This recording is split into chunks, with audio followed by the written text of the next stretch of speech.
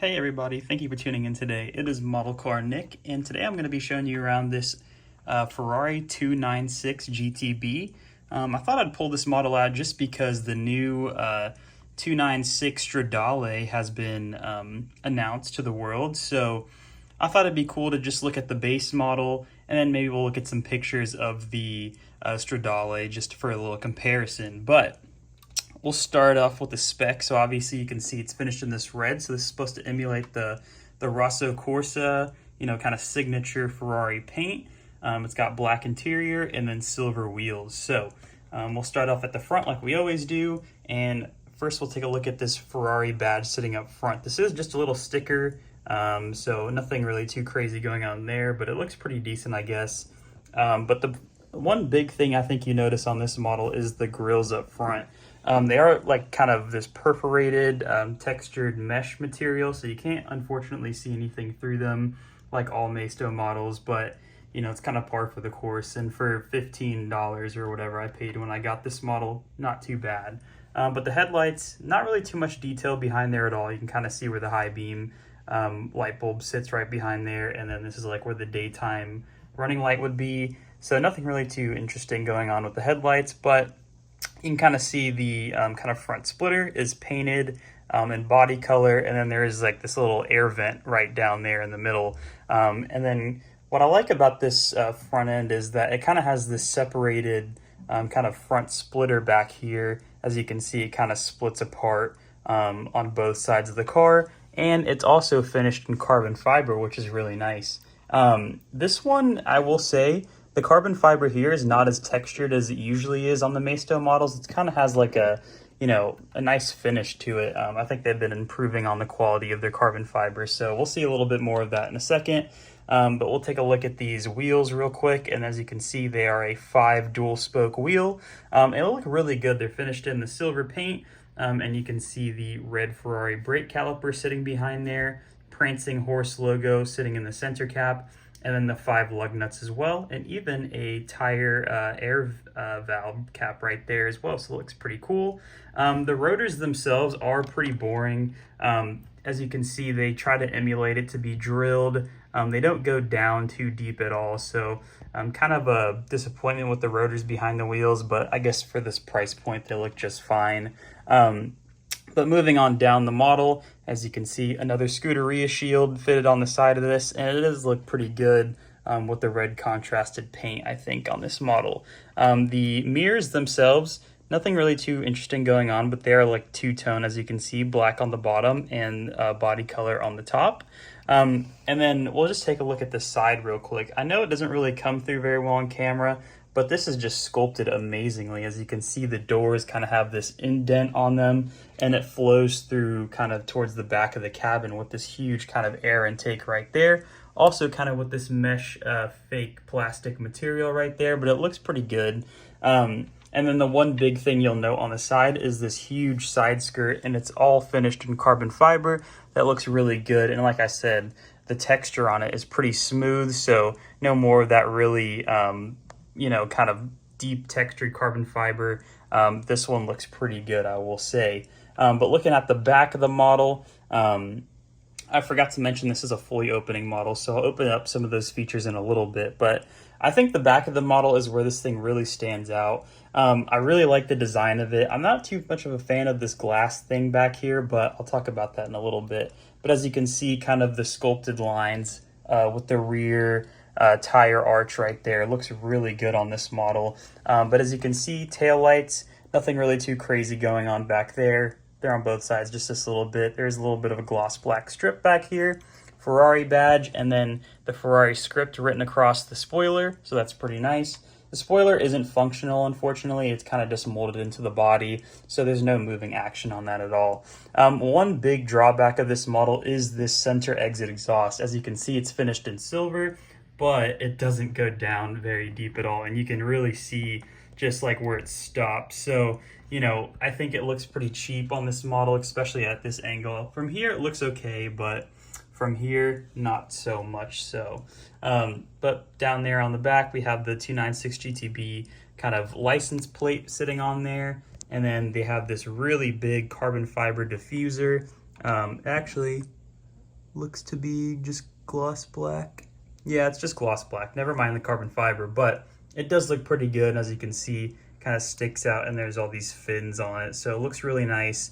The mesh grills back here look pretty good as well, as you can see through here around the exhaust and then through the diffuser as well. So really good job with the back of the model, with the exception of the exhaust.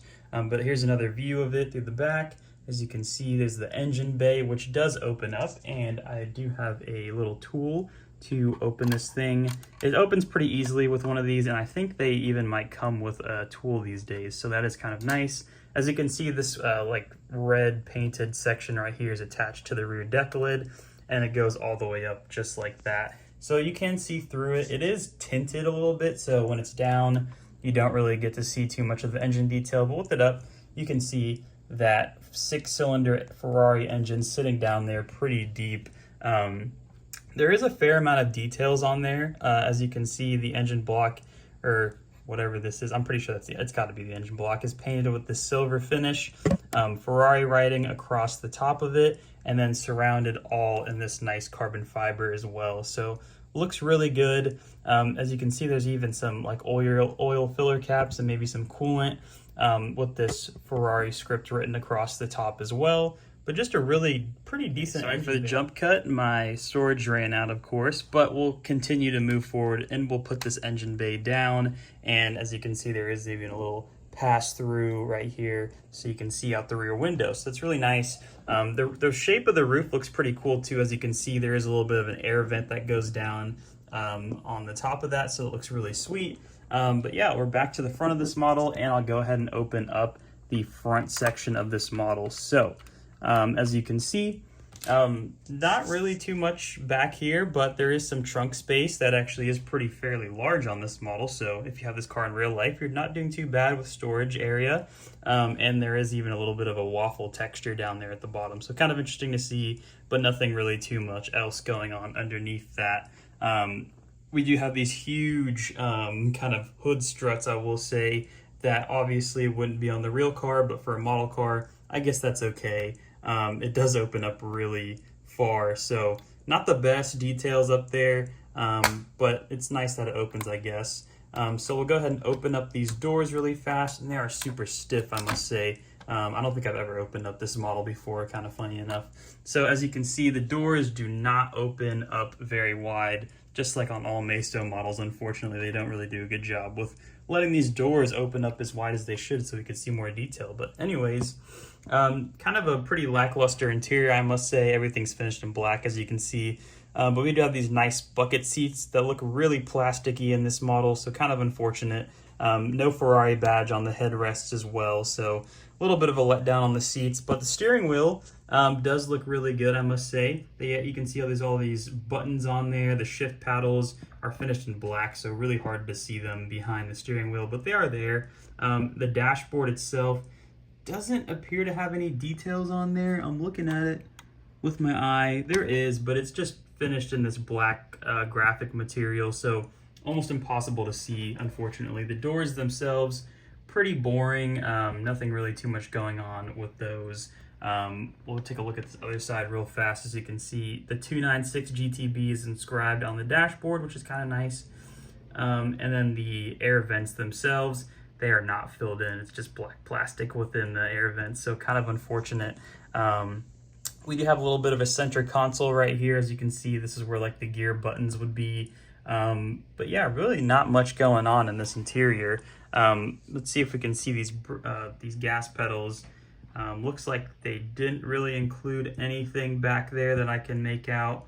Maybe a small gas pedal up there, but really bad detail in my opinion on the interior. But oh, you hear those doors close. Like I said, they're super like strong, super loud. Anyways, but a really cool looking model. Obviously there's a few drawbacks in this price point. You know, they can't make a perfect model, but for what it is, I mean, it looks absolutely incredible.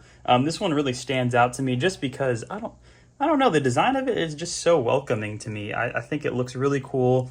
I'm excited to see the 296 Stradale again. I think that car looks absolutely incredible. And and maybe Maisto will make a model of it. Obviously, they haven't announced anything yet, but I assume that could be something we're going to get since we already have the regular 296, but time will tell.